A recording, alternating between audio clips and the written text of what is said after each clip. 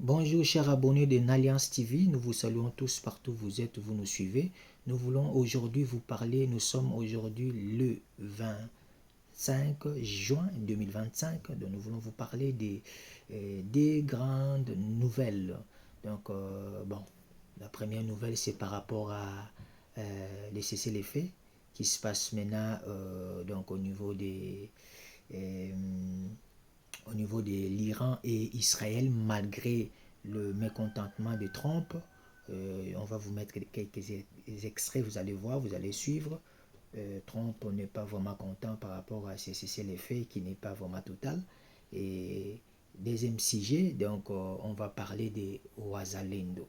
Aujourd'hui, j'ai essayé un peu d'étudier sur ce groupe de nos patriotes, malgré que les Rwandais et les infiltrés essayent un peu de les critiquer, parler mal. Donc, en tout cas, c'est nos patriotes qui défendent notre patrie. Donc, nous devons tous, nous sommes obligés de parler et de publier et d'annoncer de bonnes œuvres, de bonnes actions que font nos frères Ouazalendo.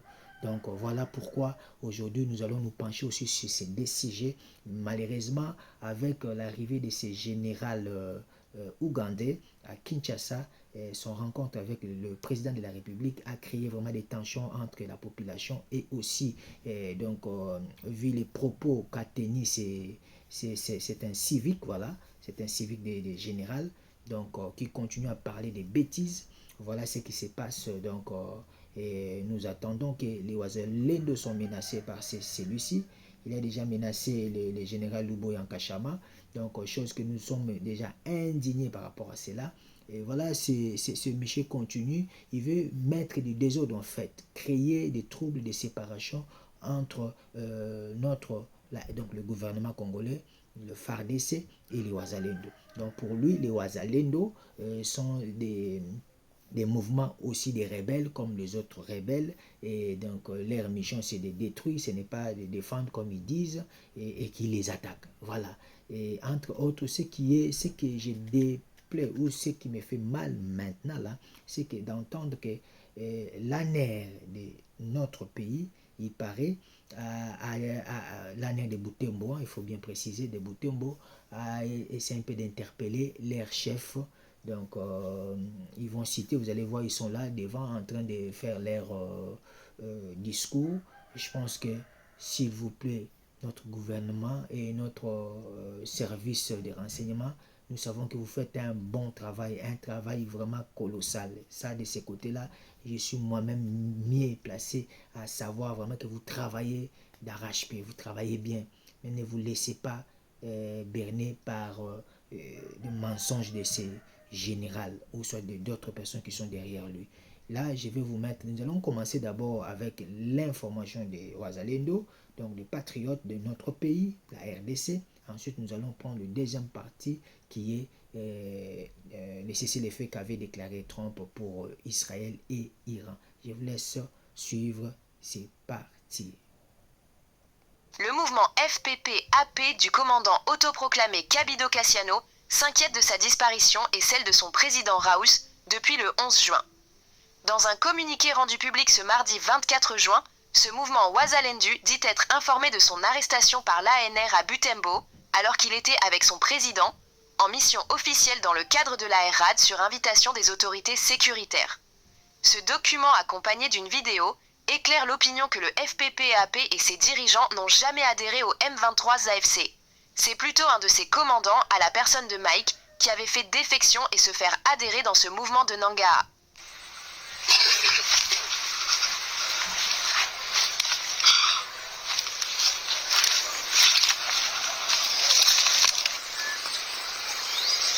République démocratique du Congo, Front patriotique pour la paix, armée du peuple, FPP-AP, État-major général mouvement. Communiqué de presse numéro 001-6-MVT-FPP-AP-2025. Notre indignation sur l'arrestation et la disparition du général Kabido et M. Raus, respectivement commandant et président mouvement FPP-AP. Déjà 14 jours que le FPP-AP a appris avec préoccupation par la voie des réseaux sociaux l'arrestation arbitraire sans suite par l'Agence nationale des renseignements ANER, poste de Butembo, de leurs responsables, général Kasereka Kassian Kabido, commandant mouvement, et M. Kambale Sikouli Raus, président mouvement. Le mercredi 11 juin 2025, dans un hôtel de la place, alors qu'ils étaient en mission répondant à une invitation des officiels pour discuter de l'apport du mouvement au processus de la formation du centre de Nyaneke et de la RAD. Le mouvement apprend toujours par ces mêmes voies que le grief reproché à nos chefs serait l'adhésion du FPP-AP à l'AFC M23.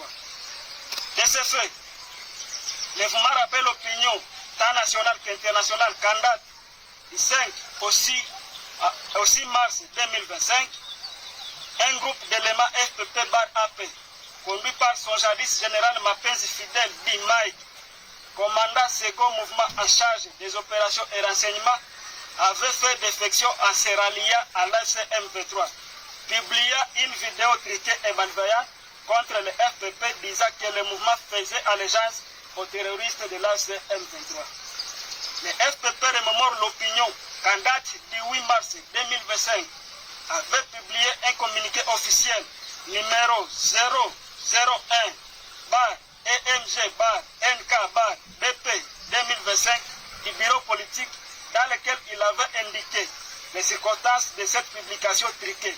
Et par ce dernier, le FPP-AP avait tenu à informer les autorités congolaises et l'opinion qu'il prenait acte de l'autosclusion des soldats, officiers supérieurs et M.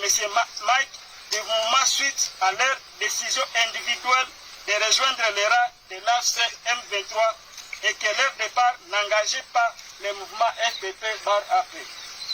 Au dernier paragraphe du dit communiqué, le FPP-AP avait réaffirmé sa collaboration de travailler avec le gouvernement congolais et en appui au communiqué en date du 10 mars 2025, une vidéo avait été mise sur la place publique dans laquelle le général Kabido expliquait le départ des défecteurs et souligna qu'il ne peut jamais trahir le pays, mais plutôt qu'il reste défenseur des valeurs de son Excellence Félix Antoine Tshisekedi Tshilombo, président de la République.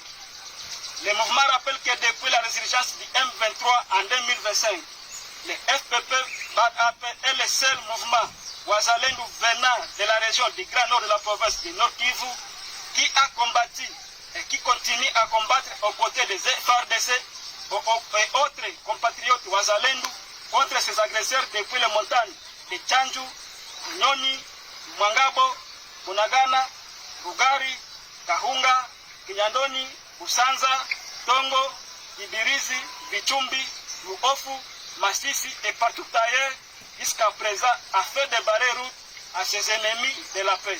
Pour preuve, nos soldats blessés se trouvent dans les hôpitaux à Beni. Étant dans les deux guerres fronts terroristes actuels les plus sanguinaires de notre pays, dont l'AFC M23 au sud du territoire de Lubero et des ADF dans le nord-ouest du dit territoire, le FPP s'indigne et condamne vigoureusement ces arrestations infondées et décourageantes ayant pour but capotiser tous les efforts patriotiques fournis par les mouvements pour la défense de l'intégrité territoriale et la protection des populations et leurs biens, dont les populations reconnaissent ses mérites au leadership du général Kabido. Ainsi, le mouvement FPP-AP déplore avec amertume le comportement belliqueux des services de sécurité et de renseignement ainsi que des officiels ayant invité les chefs des mouvements à cette réunion qui laisse des doutes car après tant de recherches et contacts dans les cachots et prisons de Butembo, Beni et Kinshasa, le mouvement ne parvient pas à entrer en contact avec eux et ne trouve pas signe de vie de ces autorités arrêtées et craint que le pire leur soit arrivé.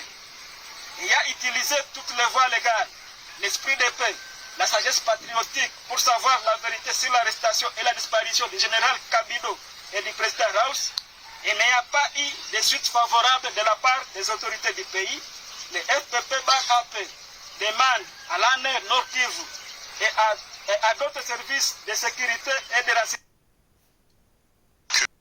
Voilà.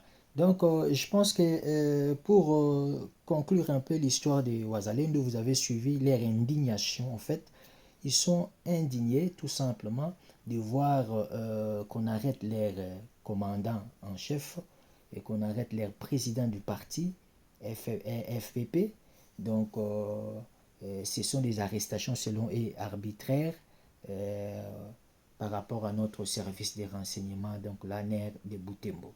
Donc, je pense que il ne faut pas tomber dans le panneau, le piège de l'ennemi. Notre service de renseignement fait bien son travail. Ouazalendo aussi encore fait très bien son travail. Donc, nous devons nous unir. Et ce n'est pas le moment, je pense pas. Peut-être que c'est mal interprété par nos bien-aimés Ouazalendo. Donc, à mon humble avis, je pense que c'est pour le renseignement par rapport aux soupçons qui ont été peut-être soulevés de part et d'autre, surtout comme ils viennent eux-mêmes de les lire en fait que donc il y a eu déjà un de leurs chefs qui avait essayé un peu de s'allier au M23. Donc, du coup, je pense que c'est par rapport à ça qu'on est en train un peu de savoir un peu, donc à sonder, vérifier, voir si est-ce que ceux qui restent là sont toujours fidèles ou pas. Et à mon avis, hein, ce sont des analyses que nous faisons. Donc, on n'a pas eu des informations de gauche à droite, même nous analysons. Voilà, c'est de notre rôle aussi. Voilà un peu. Et sans plus tarder, je pense que nous devons chercher à calmer et surtout à continuer à soutenir notre pays. Qui dit notre pays, c'est-à-dire le gouvernement, le FARDC, et puis le Ouazalendo qui combat avec le FARDC, et l'ANER, on le laisse faire son boulot, et j'espère qu'ils savent, ils voient tout ce qui se passe. Donc on est là, on est un, restons unis. Donc refusons tout ce qui est division et boutons dehors les systèmes ou le piège de l'ennemi pour nous déstabiliser et surtout nous diviser. Je vais vous laisser maintenant voir un peu de l'autre côté, donc en Amérique plutôt, et ce qui se passe de la guerre, Donald Trump qui n'est pas vraiment content par rapport à la façon dont Israël et l'Iran sont en train de jouer à ce cessez-le-feu qu'il a demandé. Je vous laisse suivre, c'est parti. Au cœur de la nuit, Donald Trump siffle la fin de la guerre. Félicitations à tous. Il a été pleinement convenu par et entre Israël et l'Iran qu'il y aurait un cessez-le-feu complet et total. Quelques minutes plus tard, son vice-président, J.D. Vance, affiche sa satisfaction sur Fox News. Je pense que les Iraniens sont arrivés à un point où ils ne souhaitent plus poursuivre les hostilités. Demain marquera véritablement un nouveau départ, la fin de la guerre des 12 jours, la fin du programme nucléaire iranien. C'est le début de la paix au Moyen-Orient. 48 heures après les bombardements américains sur 3 sites nucléaires en Iran, Donald Trump joue les faiseurs de paix dans une chorégraphie savamment orchestrée où chaque camp tente de garder la main. Première étape hier soir, l'Iran lance ses représailles. La base terroriste américaine au Qatar a été la cible d'une attaque de missiles puissante et destructrice. Une attaque revendiquée, mais une volonté de ne pas jouer l'escalade.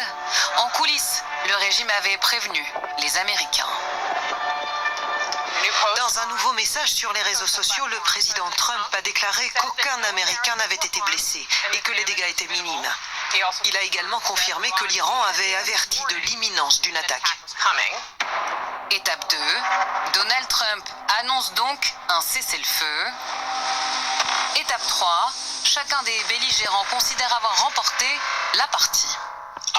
L'opération lancée par le corps des gardiens de la révolution islamique, menée en réponse à l'agression américaine, avec la fermeté et l'unité exemplaire de notre cher peuple dans la défense de la patrie, a contraint l'ennemi à accepter un cessez-le-feu. On peut dire que Tsahal a pleinement atteint tous les objectifs définis dans l'opération Lion dressé. Mais ce cessez-le-feu peut-il tenir ? Ce matin, les Israéliens accusent l'Iran de l'avoir violé et répliquent en détruisant des équipements stratégiques près de Téhéran. À Washington, Donald Trump hausse le ton. Je ne suis pas content de ce que fait Israël maintenant. Il y a eu une roquette qui, je suppose, a été tirée au-delà du temps imparti. C'était après le délai et elle a raté son objectif. Et maintenant Israël veut répondre. Ces gars doivent se calmer. Ridicule. Le président américain, en colère, appelle directement Benjamin Netanyahou et l'intime à respecter son deal.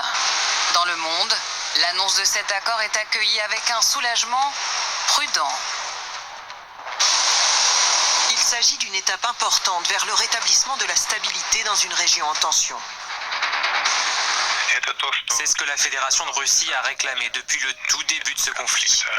Par conséquent, oui, cela peut et doit être salué. Et nous espérons que ce sera un cessez-le-feu durable. Un cessez-le-feu où chacun va devoir faire des concessions.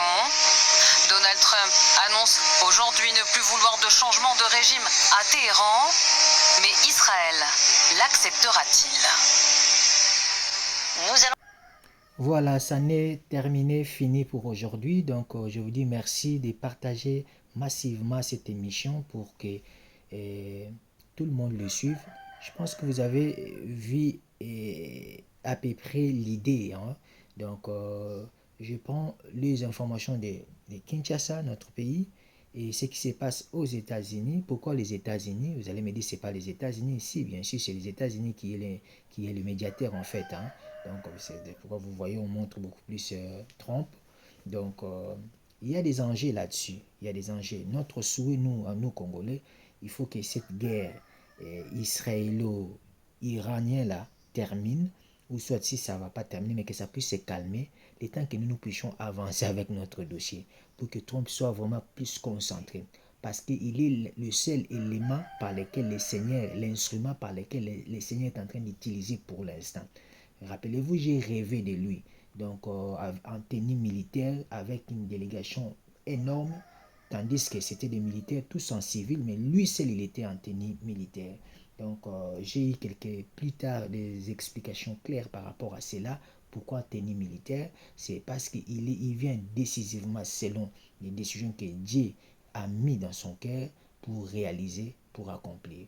Donc la prophétie a été déjà donnée des années, et que c'est à l'époque du président Félix et Donald Trump que la paix va régner, la paix va retourner à l'est du Congo et le Congo va émerger. Voilà un peu, je vous laisse, que tout aille bien. Donc partagez s'il vous plaît notre émission et puis likez, abonnez-vous massivement s'il vous plaît, ça nous fera du bien. Ciao, ciao.